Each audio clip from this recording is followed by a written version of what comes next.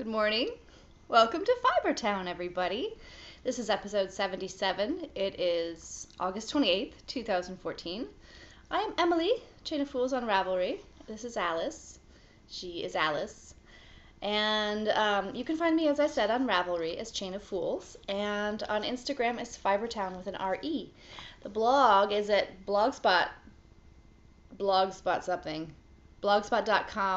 Oh gosh, Fibertown. Woo.blogspot.com. And where else? iTunes, YouTube, Hipcast. Hi. It's early again, and you can tell. I am caffeinated, but apparently not enough. So welcome to episode 77. I have my big Al right here. Oh, thank you. Gosh, she's like a stealth kisser. All right, see you later. Oh, that was way too early. Oh, she has a new toy. Maybe she'll bring it up here. Yes, it looks just like you. Hi. It's Thursday. It's not my usual Wednesday recording, and it's been nuts around here, getting ready for school. My daughter's going to a new school this year, so there's been a lot of running around doing things for that. Middle school. How am I old enough to have a child in middle school? I had her when I was a child myself, right? No. All right, well, let me stop prattling and say hello. There are quite a few people who introduced themselves this week on the thread in the Rav board. Sorry about the iPad light here. Doing this a little differently today. Okay, so we have Lupin Owns Jacob. I don't know if that's a Harry Potter reference, but her name is Holly. She knits and spins, and she has her own podcast called Swift Knits. She's from Melbourne, Australia, and she's got a little guy, looks like. So very cool. I need to check out her podcast. Thanks for introducing yourself, Holly. And again, that was Swift Knits. Then we have K-Pot. Oh, and she's an Outlander fan. And yay, thank you so much for introducing yourself. And where are you from, K-Pot? Let's see. California. Oh, yeah, California. For a minute, I thought that might be Canada because it was a CA. But nope, it's California. Excellent. Oh my gosh.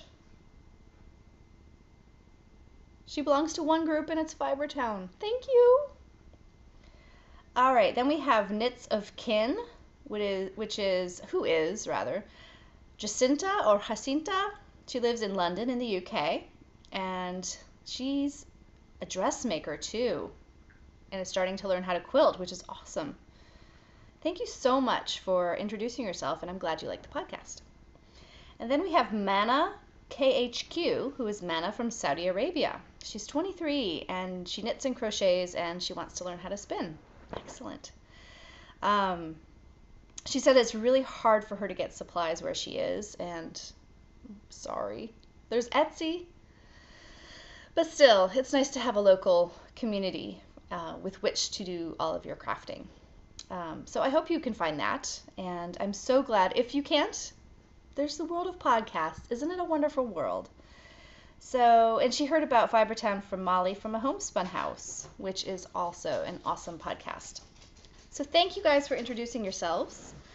Let's see, the summer of S is coming to a close. We have a few more days in that, 3 more days to be exact. So next week I will be pulling for prizes. And we will give away lots of nice yarn and some fiber. There's a loop bat in there as well. So get your entries in.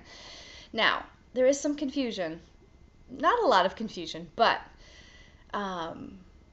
we are going for the summer of S. So anything that starts with an S. I've even had, what did somebody say?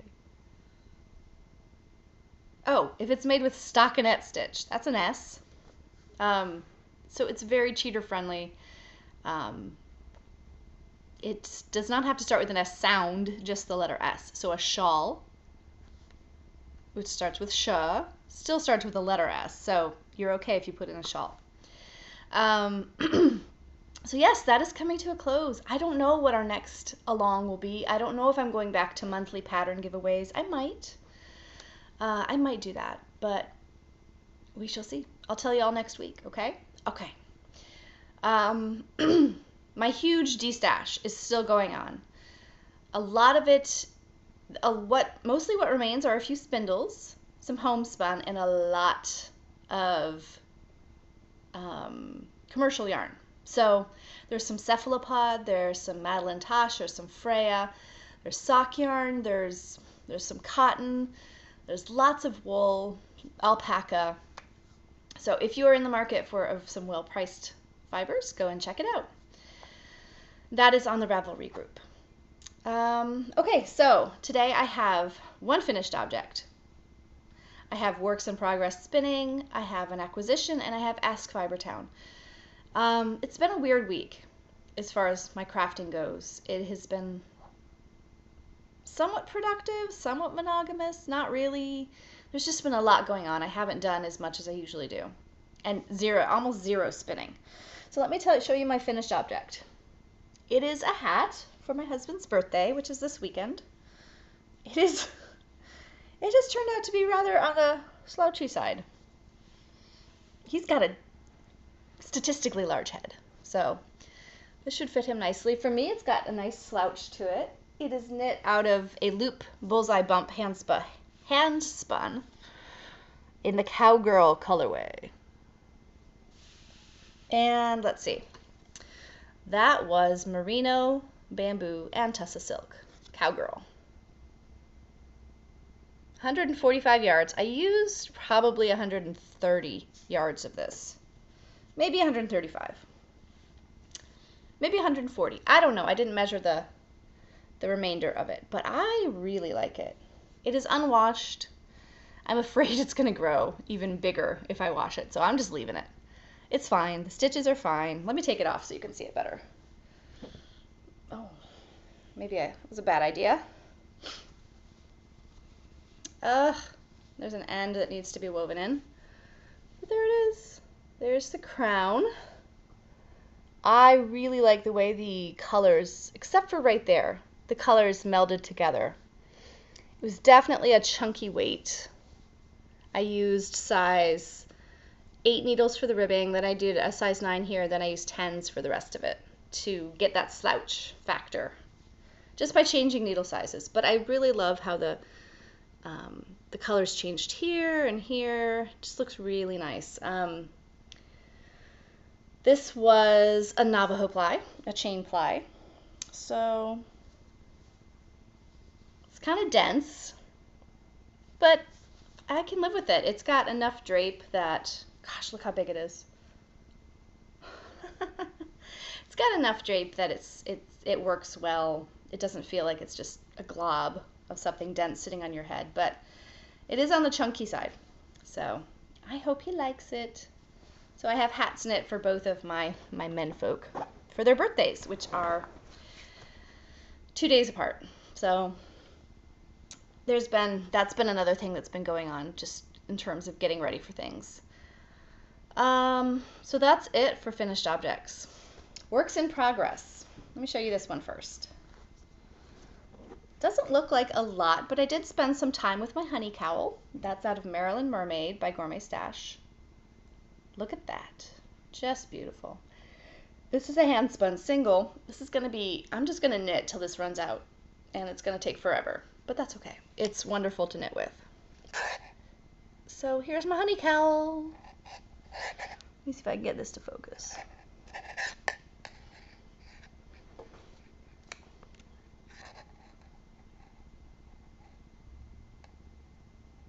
This is being knit on size 7s. Ugh. Bad podcaster. Size 7s, and it's purples and teals and chartreuse and greens and pinks here and there. So it is like a heavy lace weight single, and as I said, I'm gonna just knit till it runs out. I fixed the twist in my cast on This is what it looks like. It's not much of a fix. Where is it? See that right there? Right there. I just untwisted it. But I rejoined, I should say. No, that's not accurate. There we go. What did I do? I made it so it's not twisted again, but there remains a little tiny twist in the fabric. And you know what? That could be a design element. I don't know how you would do that. That reminds me of I'm just rambling today, I'm sorry. It reminds me of the twisted garter cast on for the Breaking Heart socks. It's a little bit like that, what I did. That's a really cool pattern. You should check it out if you haven't seen it. She has a great tutorial for how to do that cast on, and you get a really cool twisted edge to your sock. That's a little bit like what I did. I'm sorry if I'm making no sense. Okay, my second work in progress is the Boneyard shawl.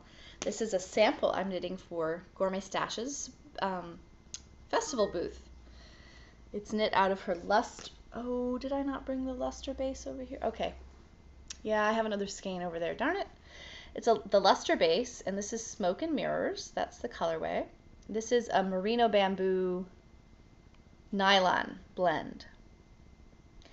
Now the Boneyard shawl is by Stephen West, and I've gone up a cable size to like a 32-inch cable maybe? I don't remember. This is on my interchangeables, my Chowgu interchangeables. And size 6, US 6, which is a 4 millimeters? And here she is, the Boneyard shawl by Stephen West. My goal is to knit at least a skein and a half on this, so it's going to be quite large. I've got about an ounce and a half left of the first skein. These are 4-ounce skeins, I believe, I think. Lots of yardage, like 400 and some yards in a skein. Heavy just a fingering weight. And it's knitting up gorgeously. So I've mostly been knitting on this because she needs this by the end of September. And it's beautiful. It's beautiful. So I will be knitting lots on this today, I think. And I'd like to get this done as soon as possible. So I'm being rather monogamous with a break for doing my hat. Rather monogamously working on that. That is in my Bling Your String bag, which I won from the Sheepish podcast. With little martinis all over it. That's really all I've been working on. My socks have not seen any action. I think I picked up the gusset stitches, and that's it. I haven't touched it in a while. Spinning, likewise. I haven't touched my wheel in a week. It's so strange. I've had excellent spinning mojo, but I just all of a sudden had to concentrate on other things. So this, I have an ounce and a half of this that is completed on a bobbin. And this was from my dye class at Dragonfly Studios a couple years ago. It's Polworth. The way I dyed this, I'm trying to remember. I think I put gray dye in a kettle, and then I put the braid in, and I got this kind of pearlish color. Then I added these pinks and purples on top of it. So I got kind of a muted pinks and purples added to the gray. And yeah, I really like the effect. So I like it when you have a non-white color and you add fiber. You add a non-white color in a fiber, and you add dye to it. I think it's just very nuanced. The effect is very nuanced. Just like in this Gourmet Stash fiber. This is her Waterweed Merino Yak Silk. Yak Silk, 50/50 Yak Silk. And this is, I believe, see that grayish color in there? I think that's the actual color of the fiber showing through. So you get this amazing, of course you've got the shine from the silk, but you get a really nuanced color with that gray. as a base. And look, there's the little bit I've spun right there, my temporary cop of the waterweed on my bead whirl spindle. Really gorgeous stuff. Ugh. It's got olives and chartreuse and grays, and it's amazing. So I spun on this for about 10 minutes this week. So that's it. That's it for spinning. I have one acquisition. This is related to spinning. This is the Spinner's Book of Fleece by Beth Smith. Now, Beth Smith, I might get this wrong. She used to run was it the Spinning Loft? It was a store in Michigan, and as the name implies, was very spinning oriented. So she has bought hundreds of fleeces over the years. So this really focuses on, it's called a breed by breed guide to choosing and spinning. I've read this much of it. It is chock full. It's a gold mine of information for the hand spinner, especially somebody who wants to start buying a raw fleece and processing it themselves. Excellent so far. I've gotten a couple of really excellent little informational nuggets that I didn't know about. So I am excited to keep reading it. I haven't even gotten into the part where she goes into breed specific stuff, but already I'm really excited, and I'm eager to get back to touching my fleeces. They're looking at me right now. I have 3. I might get a 4th at the Shenandoah Valley Fiber Festival. I would like to get another lamb's fleece of some sort, and if it could be a BFL lamb, that would be great. If not a BFL lamb, then a BFL. If not a BFL, then I don't know. It would have to just pop out at me, but I'm kind of in the market for a BFL fleece. I think that would be fun and interesting to process. So I, so far, really recommend this book if you're interested in this kind of stuff. And there's a foreword by Deb Robeson, who was one of the writers of the Spinner's Book. Oh, wait. Oh my gosh, what is that book called? No, this is the Spinner's Book of Fleece. Oh.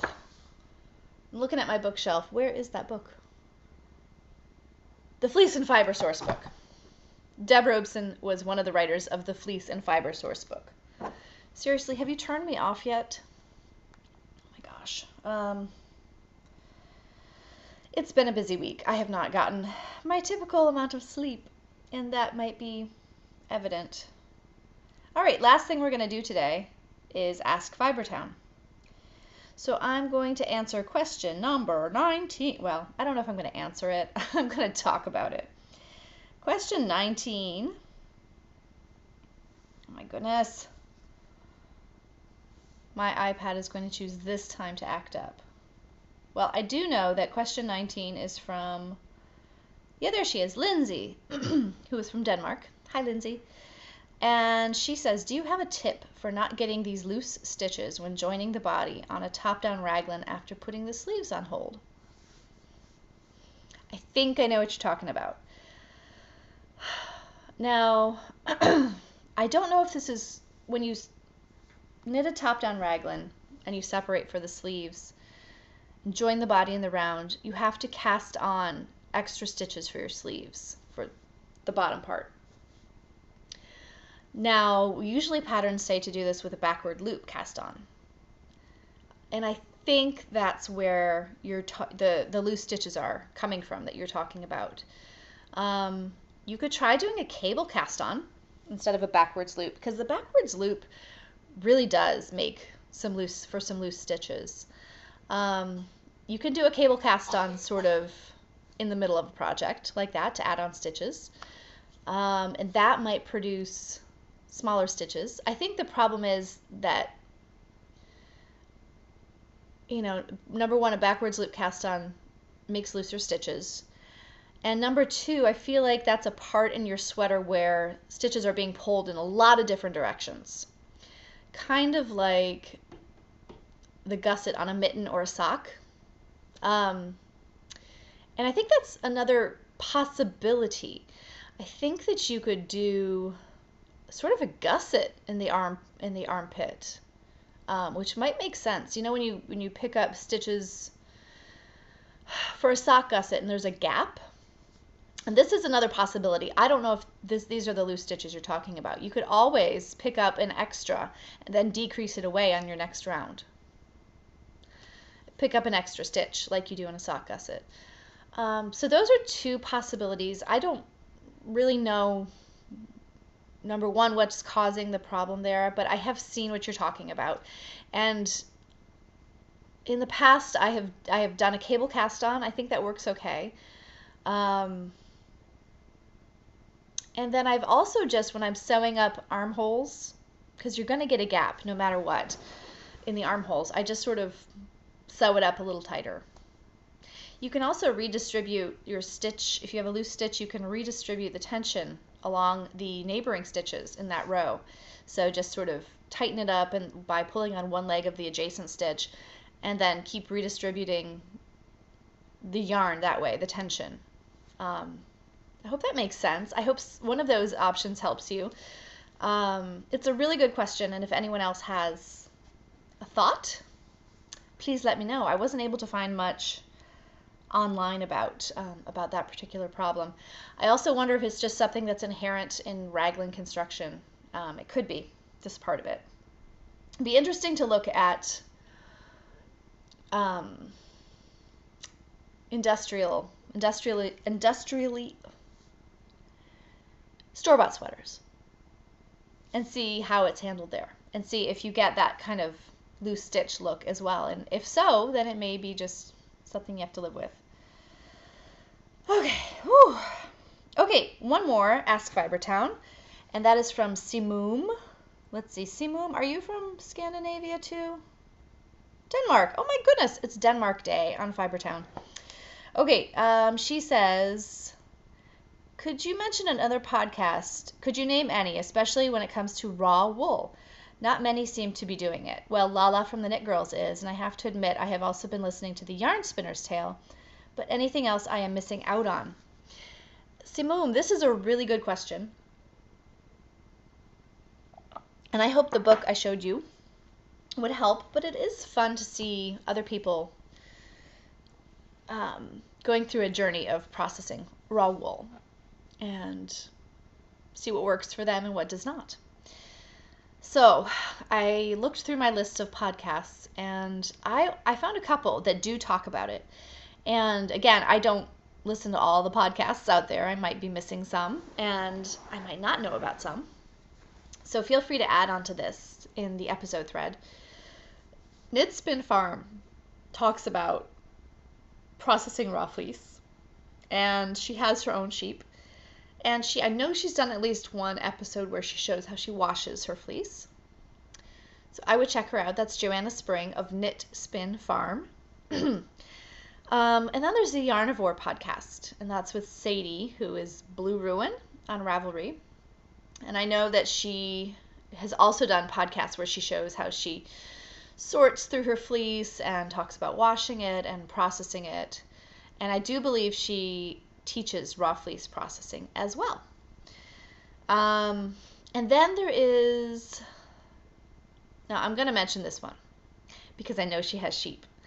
I don't think she's talked in depth about how she works with her fleeces, but I'm sure she has information as a shepherdess. And that is the Fiber Trek podcast, and that is Swensti, Fiber Trek, Trek. And she has a flock of Icelandic sheep. So she, I'm sure, has information from the shepherdess point of view. So I hope that helps. And if you guys know of other ones, please let us know. I would love to know as well. And as I said, this book, definitely, yes. Definitely, if you're interested in this, I would get it. Alrighty. Let me just plug it again. It's like listening to, when I'm reading it, a very experienced spinner friend tell you all sorts of pearls of wisdom. That's what it's been like so far for me. Next week, we will draw for the Summer of S prizes. Hopefully I'll have some more spinning and knitting. And yeah, until then, I want you all to take care, and I'll see you later. Bye-bye.